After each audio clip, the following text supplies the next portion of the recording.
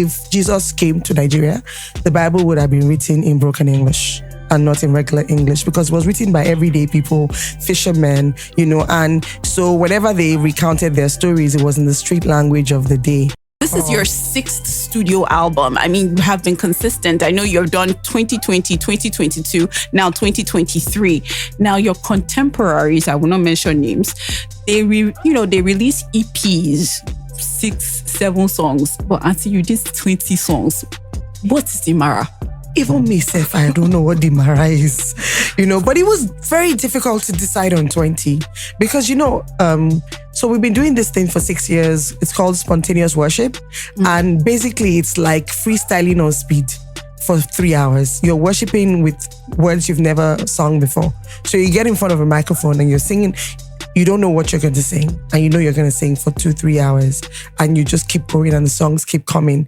And this was our first attempt at saying, how do we create a body of work that takes people through the entire 6 years, and it's been very collaborative. Every couple of weeks we'd have, Sinach coming, would have Tokwe Alabi, Nathaniel, Dunsi Onyeko, Folabi Noel. As in, it's been such a journey, and it was very hard to decide on this. We first started with like 100 and something songs. So, then 50. I'm trying to understand. So, then 30. Were all these sessions that you were having in your house, were they recorded? They were professionally recorded and professionally filmed. Whoa. And so we have like a very big repertoire. I don't know how. I mean, doing an album is great, but then when you look at the catalog, you're thinking, these songs cannot be for just me. I can't be the one singing all these songs just by myself. So we know that the future would mean that the songs would have to be given out to other people to express with, because it's been incredible. It's been such a gift. It's like we're like every single week just downloading at least 12 to 17 songs at a time, and sometimes you step out of your body and you're thinking, this is so unreal. Like you're not even writing the songs.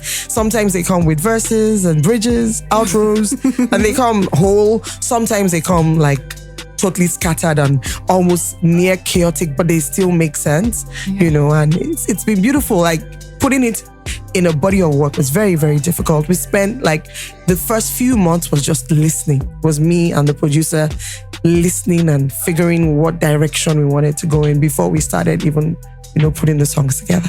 Now, to your album, this particular one, I mean, there's one particular feature that is pretty interesting to me, and I want us to talk about. Johnny Drille, he's not a gospel artist. I mean, the Tokwe Alabis that you've been mentioning that you featured, we kind of expect them to be featured on your album. Yeah. But then how did the decision to feature Johnny Drille come about? Yeah, I put Johnny Drille because I wanted to be more like Jesus.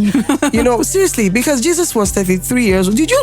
Have you studied about, the disciples are Andrew, hey God, tax collector. And Johnny Drille is not even tax collector. Johnny Drille is a good friend of mine. In fact, when we started doing spontaneous worship, Johnny mixed and mastered every session as a friend.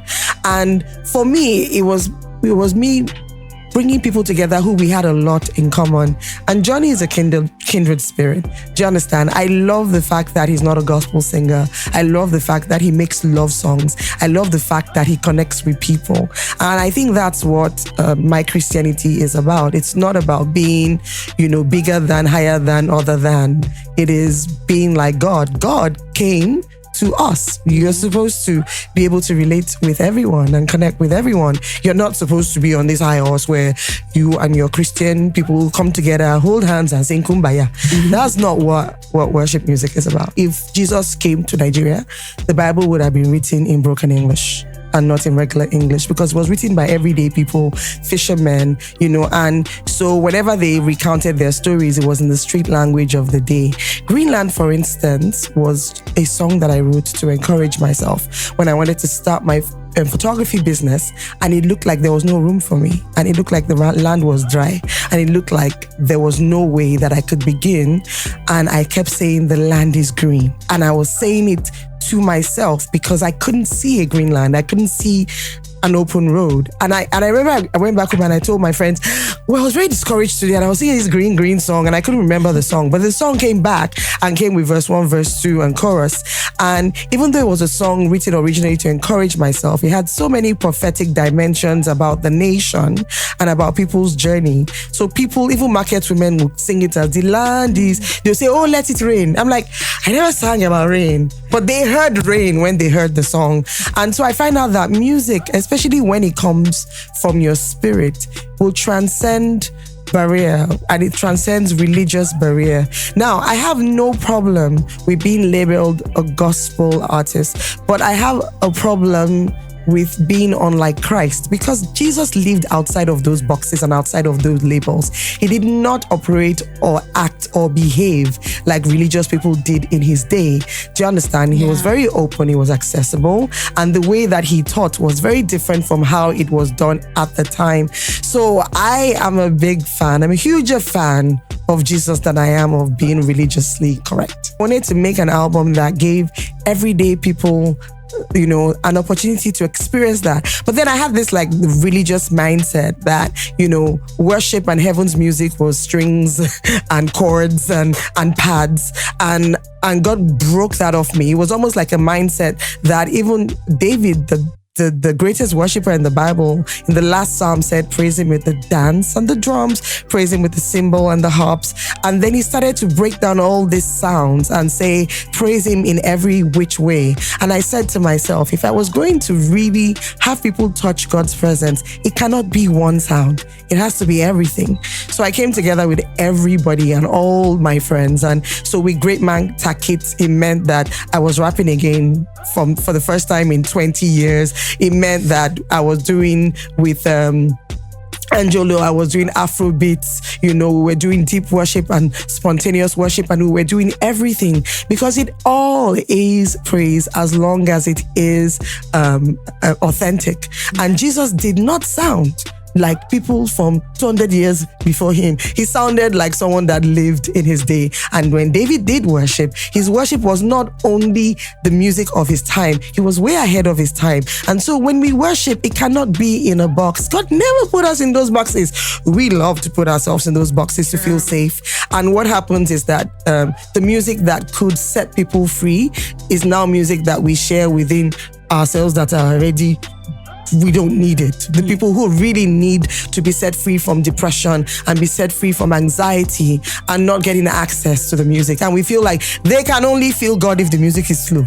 Yeah. And then once it becomes fast, like God walks out of the room. Yeah. No, God is not slow or fast. He does not dwell in time. He's not living in 2023. He's outside of time, and he loves humanity. The one thing that doesn't change about God is his love for people.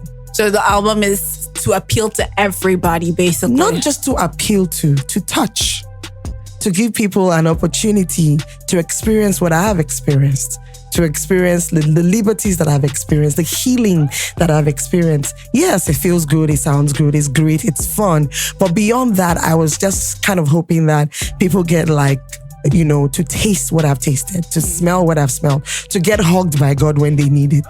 You know, are there some challenges that you have encountered, you know, being a gospel artist, you know, choosing this, you know, genre of music that is? Never had any challenges whatsoever. I'm not ashamed of the gospel of Christ. I really, really, really like Jesus. Like it's like, what's there not to love? I think most people that have a problem with Jesus have a problem with Christians, because most of the Christians who say they are Christians don't actually know Jesus, because they really never really read their Bible in the context of who he was. He was 33.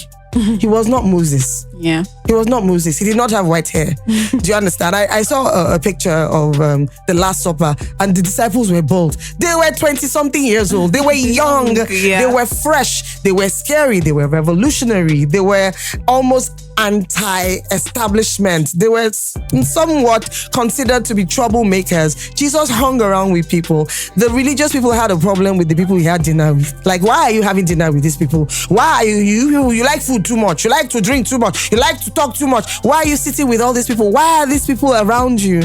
You know, but the whole idea of the gospel is God coming down to us. It is not our elevation to God. It's God descending to our level so that we can touch him. So I feel like music whatever kind of music we make, whether it's gospel or it's singing about the stars or singing about politics, do you understand, should be an expression of that. And even though I don't mind being labeled whatever makes people feel comfortable or whatever it is that they see me as, but the most important thing is that what's in the package, as in, how do you feel after the music? How do you, what does it feel like afterwards? Wow. That's what's important. You should go into motivational speaking. I mean, it can be a side hustle, the photography, music production, and then I've missed my destiny. You didn't tell me all this time. It's after all these years.